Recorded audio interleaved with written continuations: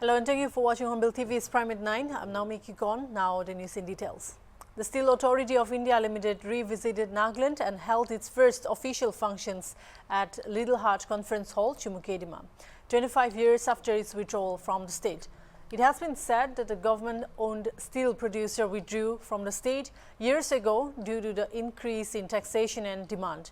Returning to the state after several years, SAIL organized a consumers' meet and held an awareness on sales products and said that the steel producer will start its marketing in the state soon. The program was graced by C. Abok Chamir, former Member of Parliament, Nagaland, and was chaired by Johnny G. Rengma, Director, NSTFDC, Ministry of Tribal Affairs, Government of India. Now let's have a look at the detailed report. This is the first official function because after 25 years they are revisiting Nagaland. Unfortunately, in the past,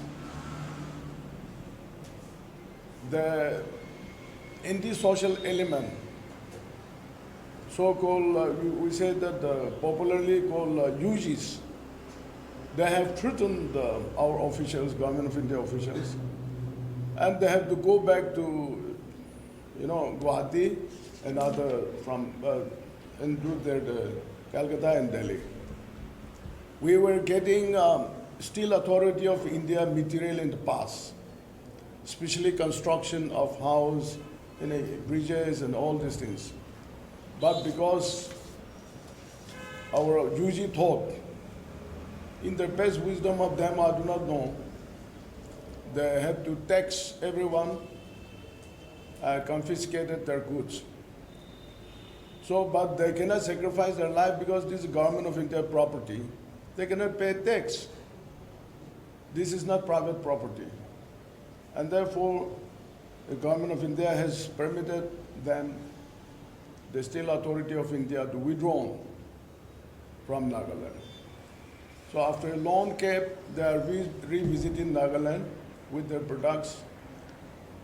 This is a Steel Authority of India happen to be the state property, means country's national property.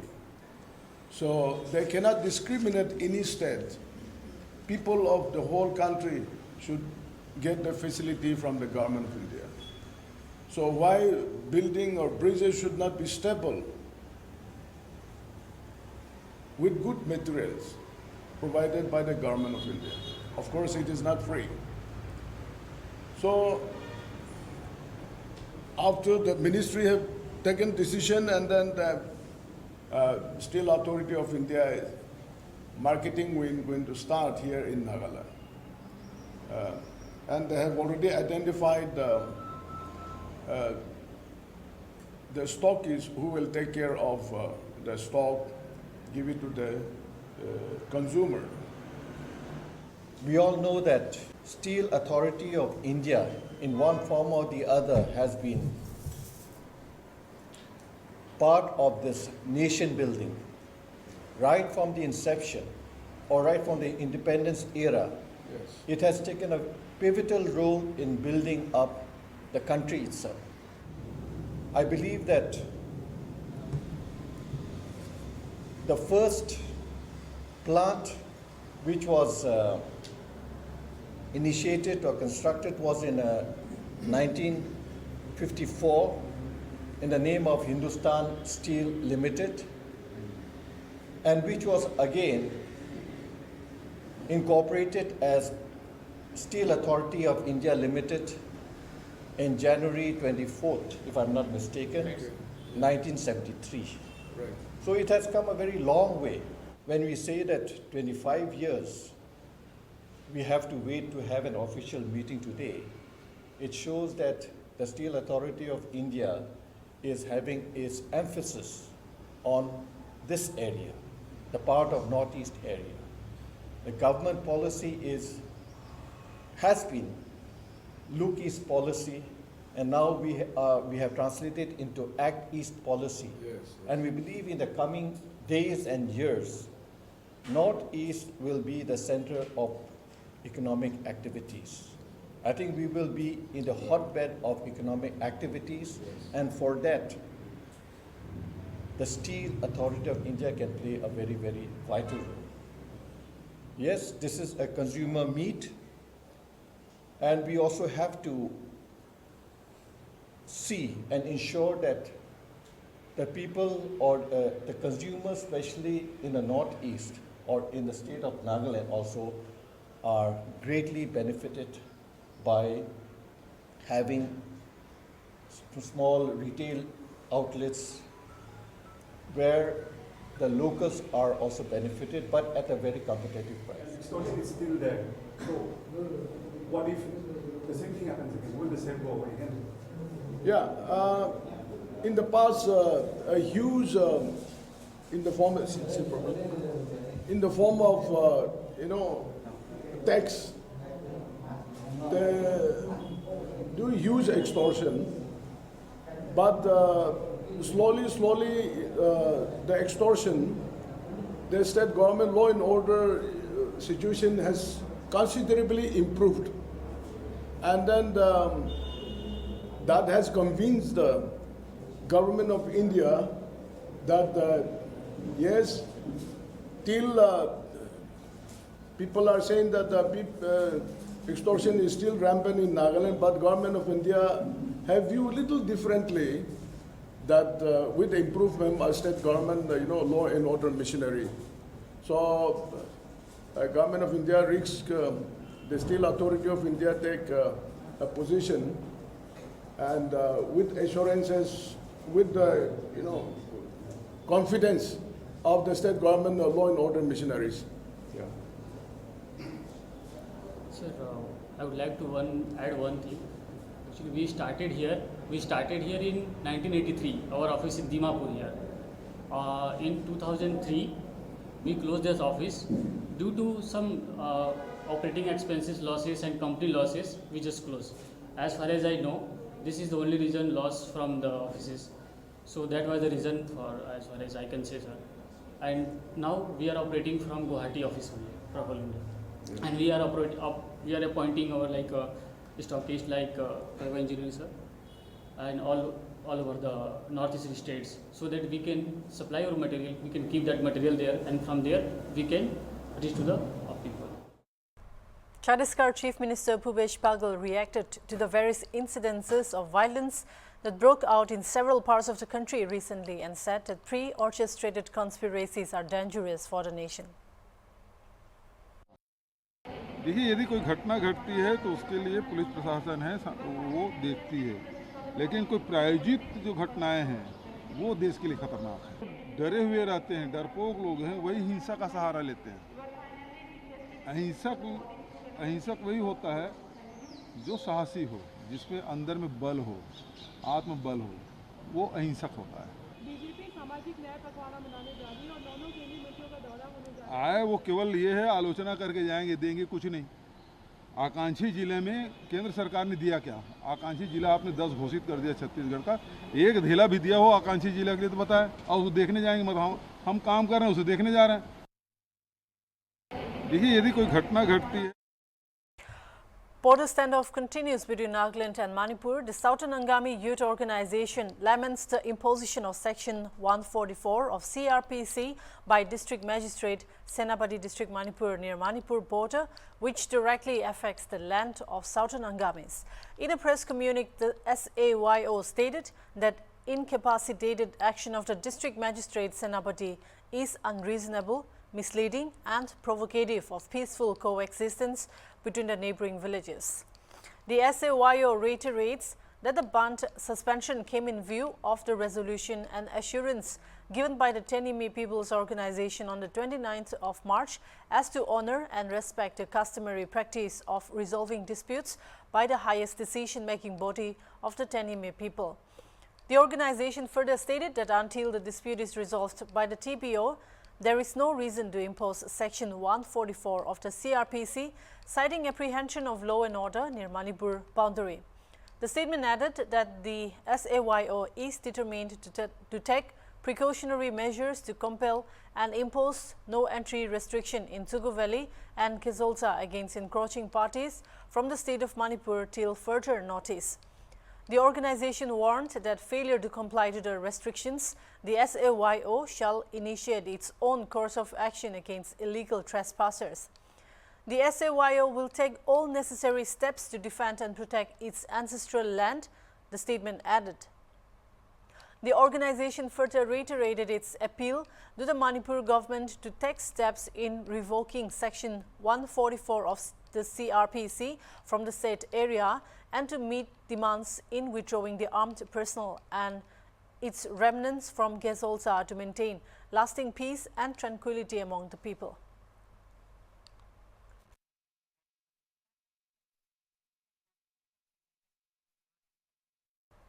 As part of Azadi Ka Amrit Mahotsav and also to commemorate the 258th Raising Day of the Army Medical Corps, a motorcycle expedition team of Army Medical Corps is covering 12 states including northeastern states of India and is visiting more than 75 army and civil medical establishments. The expedition aims to honor the frontline warriors fighting against COVID and providing critical medical support. In keeping with the ethos of shoulders behind soldiers, the team was also joined by Tetso riders in Dimapur. The team was welcomed by Lieutenant General R.C. Tiwari, AVSM, SMGOC, Spear Corps and all ranks of Ranga Bahar military station. Let us get more details from our reporter, K. Christina Kiho.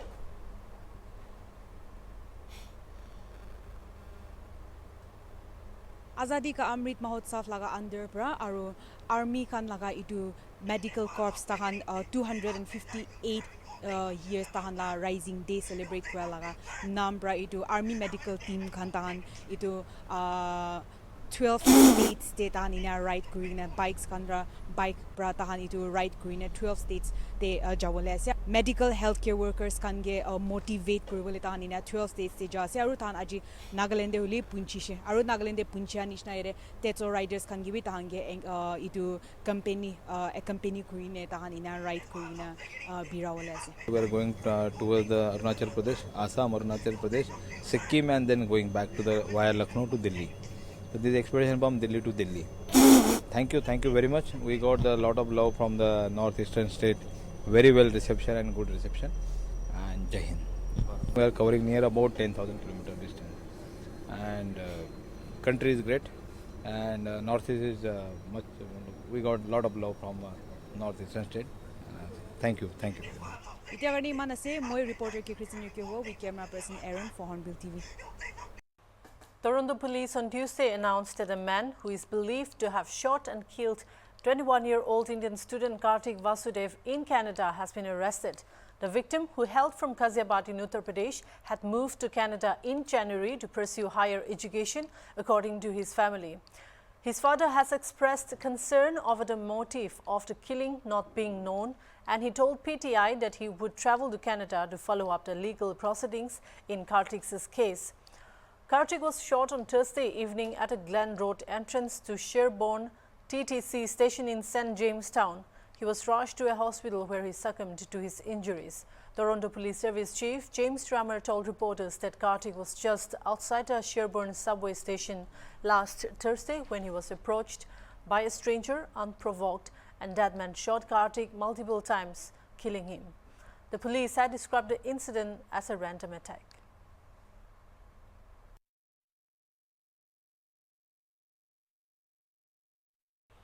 Prime Minister Narendra Modi on Tuesday said during his talk with US President Joe Biden that he's offered to supply India's food stock to the world if the World Trade Organization accords permission.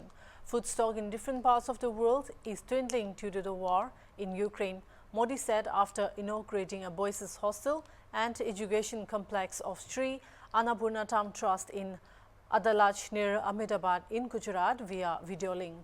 He said the world is amazed to learn that India is providing free rations to nearly 80 crores of its people for over 2 years following the emergence of COVID-19.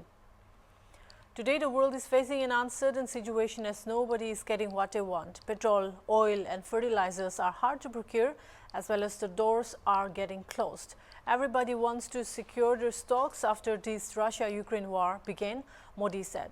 He said that the world is amazed to learn that India is providing free ration to nearly 80 crore of its people for over 2 years following the emergence of COVID-19.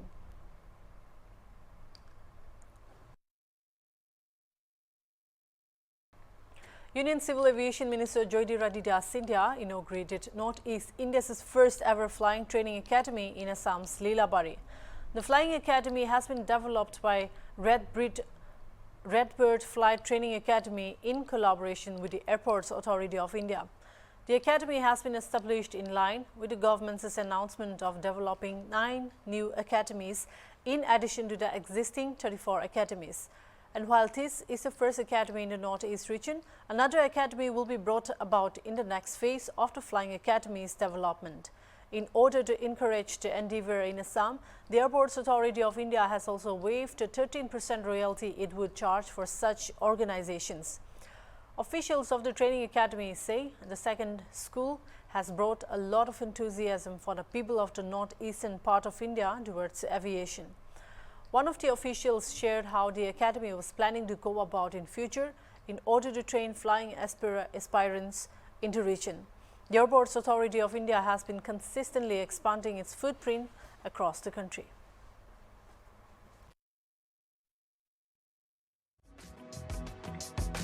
ये एक ऐतिहासिक दिन असम के लिए है क्योंकि देश में आज तक 34 फ्लाइंग एकेडमीज़ थी। 9 और फ्लाइंग एकेडमीज़ हमने पहले चरण में शुरू की हैं और 75 वर्ष में पहली बार एक फ्लाइंग एकेडमी असम में हम लोग शुरुआत कर रहे हैं। दूसरे चरण में 15 और फ्लाइंग एकेडमीज़ हम लोग शुरुआत करेंगे और द्वितीय चरण में तेजू में अरुणाचल में भी एक फ्लाइंग एकेडमी की शुरुआत होगी। फ्लाइंग क्लब जो है रेडबर्ड वो यहाँ पे कमर्शियल पायलट लाइसेंस की 200 आवर्स की फ्लाइंग का ट्रेनिंग देंगे और उनका मकसद है बेसिकली यहाँ पे जो ट्रेनिंग कराएंगे तो टिल एयरबस या बोइंग 737 पे काबिल बन जाए ऐसे सर्टिफिकेशन के साथ में वो पास आउट करा देंगे। तो ये फैसिलिटी यहाँ पे उपलब्ध होगी और एयरफील्ड हम हमारी तरफ से उपलब्ध उनको करा रहे हैं। हिंदुस्तान में जो नॉर्थ ईस्ट का क्षेत्र है इसमें करीब 8 स्टेट आती हैं, लेकिन हिंदुस्तान की किसी भी बड़ी एयरलाइन के अंदर कुल मिलाकर 8 पायलट नहीं हैं जो कि नॉर्थ ईस्ट से बिलोंग करते हैं। इसी गैप को कम करने के लिए और नॉर्थ ईस्ट के लोगों को भी पायलट शिक्षा देने के लिए RedBird flying training academy Lilabari में शुरू करी गई है। यहाँ पर हम आने वाले कुछ समय में सालाना करीब 100 पायलट नॉर्थ ईस्ट के तैयार कर पाएंगे। Delhi Health Minister Satyendra Jain on April 13 in Delhi hit out at BJP leader Manoj Tiwari and said that the BJP leader just wanted to create a ruckus by trying to enter the underground reservoir without permission.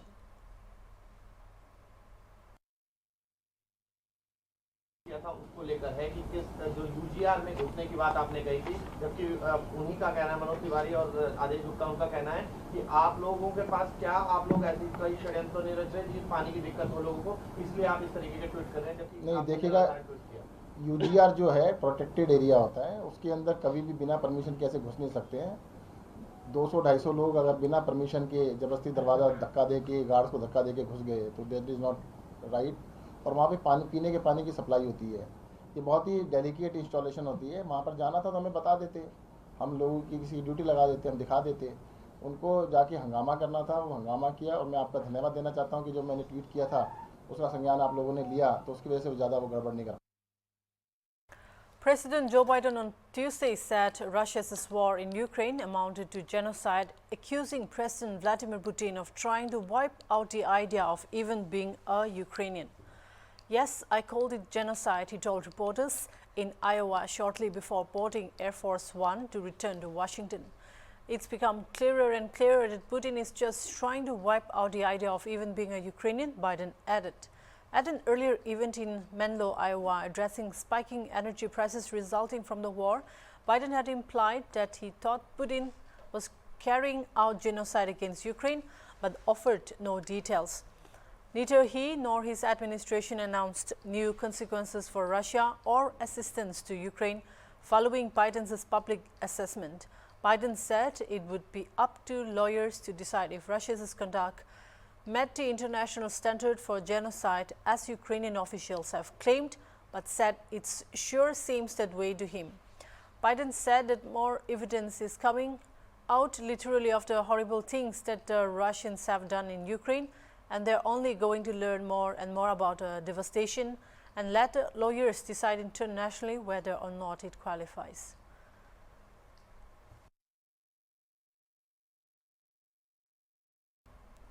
Telangana Rashtra Samiti member of Legislative Council Kavita Kalva Kuntla on April 13 took a dig at the central government over the petty procurement from Telangana farmers.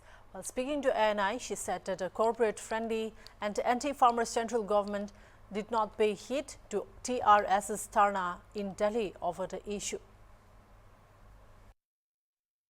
Today, 40% of India's rice paddy is produced here from Telangana. That is why we are called the rice bowl of India. So we are not just called rice bowl of India because we do not produce much. Since the production is in that high quantity, we would need the help and cooperation from the central government to make sure that the central government takes notice of this issue. We've even given a dharna in Delhi, but unfortunately the corporate-friendly and anti-farmer government that is there at the center today has not given any heed to our request. So we have taken a decision that from the state budget, state government itself will procure all the paddy from the farmers. This is a bold decision. This is a decision made by our Honorable CM because he is very farmer-friendly. Not only this, all our farmer policies are very unique and only taken up in our state and nowhere. Serum Institute of India reduced the price of COVID precautionary vaccine dose to Rs 225 in order to make it more accessible to people in need. We reduced the price to make it more accessible to every person who wants to take it.